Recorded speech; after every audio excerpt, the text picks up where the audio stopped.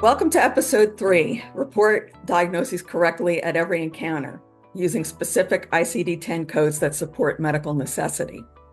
As Kathleen mentioned in the introduction, for the next few episodes, we're going to learn the ins and outs of accurately documenting and reporting a patient's specific diagnoses. I will share many interesting facts, including the history and benefits of ICD-10, some basic wound ulcer diagnosis coding guidelines that are commonly known as coding conventions, the importance of documenting and reporting the ICD-10 CM code that supports medical necessity and aligns with the LCDs and the LCAs that Kathleen referred to, and new ICD-10 diagnosis codes that will be effective for wound and ulcer management in 2026. And some real-life case scenarios with appropriate specific ICD-10 codes. If you have the code book, as Kathleen mentioned before, it will be beneficial for you to have that handy. So let's begin our diagnosis code journey by learning a little bit about the history and benefits of the ICD-10 CM diagnosis coding system. ICD-10 stands for the International Classification of Disease, which was developed by the World Health Organization and which was used to replace ICD-9. Some of you that are old timers like me will remember that ICD-9 was the predecessor. The CDC's National Center for Health Statistics is responsible for the clinical modification of the ICD-10 code for use in the United States. The transition from ICD-9 CM was mandated by the Center for Medicare and Medicaid Services, CMS, and the Department of Health and Human Services. The CMS final rule, entitled the HIPAA Administrative Simplification to Medical Data Code Set Standards, which adopted ICD-10 CM, was published on January 16, 2009. But many obstacles delayed its implementation, such as updating and testing electronic health record systems, coding systems, and billing systems, and education of the coders, billers, and providers on this new system. And there was a lot of politics involved in that. In fact, CMS had to develop mapping files called GEMS files, General Equivalence Mapping files, to assist stakeholders in translating ICD-9 codes into the new ICD-10 CM codes. When the ICD-10 CM was fully implemented nationwide on October 1st, 2015, yes, that's 2015, from 2009, the US was the last country in the world to adopt the diagnosis coding system. So now let's look at how these ICD-10 codes are structured. I tried to make you a diagram above that describes basically what the characters mean in an ICD-10 code. Characters 1 through 3 indicate the category of the diagnoses. For example, L97 is the category for non-pressure chronic ulcer of the lower limb, not elsewhere classified. Characters 4 to 6 indicate the etiology, anatomic site, severity, or other clinical detail with that code.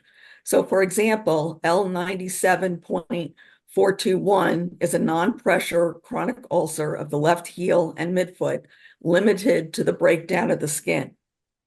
Character 7 is a code extension that is required for some coding, such as all of the codes from the injury and poisoning chapter, because they all require a 7th character. And by definition, that 7th character is A for initial encounter, D for subsequent encounter, S for sequelae. So for example, the initial encounter for dehiscence or disruption of closure of an other internal operation wound is T81328A. The extension A indicates that it is the initial encounter for that particular injury. So there are other extensions which would be in the fracture chapter, but we will not be discussing those today. So there's 2 sections of your ICD-10 CM code book. The first is the alphabetic index, and the second is the tabular index. What I've provided to you there below it are the links to the CMS website and taking you right to the files for both the coding guidelines and for the actual ICD-10 codes and descriptors. You can click on the links to view those electronic versions of ICD-10 CM coding guidelines and the code files. But I prefer to use a hard book, as I always feel safer doing that. By now, you should be using the 2025 ICD-10 Diagnoses Code and Coding Guidelines that became effective on October 1st, 2024.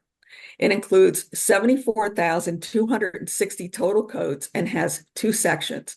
Again, as I mentioned, the alphabetic index and the tabular index. As I discuss the sections of the ICD-10 code book, you may want to locate them in your own book. So next, I have a sample of the alphabetic index, and that is the list of clinical terms and their corresponding codes. The subterms for these codes are indented and appear under the main clinical terms. Main terms are, of course, in alphabetic order. So I gave you an example here for fasciitis.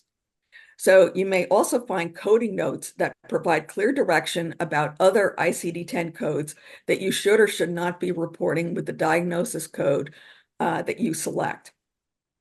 For example, the coding notes attached to the diabetes codes that we'll talk about later provide instructions to use additional codes to specify the severity and location of a diabetic foot ulcer. You can see on the fasciitis example, you can see terms in parentheses next to some of the subterms. So those are, adjectives that can be used along with those particular terms. And if it is something that needs an additional, you'll see perirenal with ureteral obstruction. And there's a further indent for those that are with infection. And then for traumatic or an old traumatic, due to old traumatic fasciitis, if it's current, you need to code as a sprain by site. So therefore, you would go to the sprain in the alphabetic index and start your lookup there. What I've included for you here are the listing of 22 chapters that are in the ICD-10 CM tabular index. And in parentheses, next to those chapter titles are the range of codes that are included in each chapter. So the tabular index is going to be in code order. And as you can see, the first chapter, certain infections and parasitic diseases, starts with A00 and ends with B99. And so forth, all the way up to the 22nd chapter, which those end in U, and right above it, that's a new chapter. The 21st chapter is factors influencing health status and contact with health services, and you'll see that those begin with Z. So when you're looking for the codes in the tabular index, you'll be looking for the exact code, of course, keyed in by those first three characters of category. And that'll get you to the right place in the tabular index. So there are a couple steps in selecting an ICD-10 CM code. First, you're going to look up the disease code term in the alphabetic index, and this will direct you to the code in the tabular index. As I said, some of the main terms might be disease, diabetes, wound, ulcer. Those will be main terms that you would look up in the alphabetic index. In the tabular index, you're going to verify that specific code that describes the patient's condition. The tabular index is again listed in alphanumeric order. I put on the previous slide the listed chapters and their alphanumeric character category codes. Identify and follow all the coding notes, inclusions, exclusions, code also notes that are contained in the tabular index. And then you're going to select the code for that patient encounter that accurately describes what is documented in the medical record. Okay, so we talked about the different sections in the book, so I wanted to give you a coding example that you can look up in your own books. So to start with, in the alphabetical index, diabetic ulcers are found under the main term diabetes and then under with or diabetic as a subterm. Specifically, the relevant codes are E08.621, diabetes due to underlying condition with foot ulcer, E10.621, type 1 diabetes with foot ulcer, E11.621, type 2 diabetes with foot ulcer, and E13.61, other specified diabetes with foot ulcer. Additional codes are also needed to identify the specific site of the ulcer, which would be L97.4 or L97.5. So that's what you would look up in the alphabetic index. So once you find those particular codes for the case that you're looking at, if it's the type 1 diabetes with foot ulcer, you're going to look in the tabular index for E10.621. So you will go to the E chapter and look up code 10.621, and that should give you the description of type 1 diabetes with foot ulcer, and E11.621, which is type 2 diabetes with foot ulcer, and E13.621, other specified diabetes with foot ulcer. You'll also see that there's a code also, specific site of an ulcer, which would be the L97 codes, L97.4 or L97.5. And as I stated in the previous slides, you need to follow any of the instructions that you find in either the alpha or the tabular, because both usually have those coding notes in them for you to follow. So look in your own coding book and try to follow along with this and see if you're successful.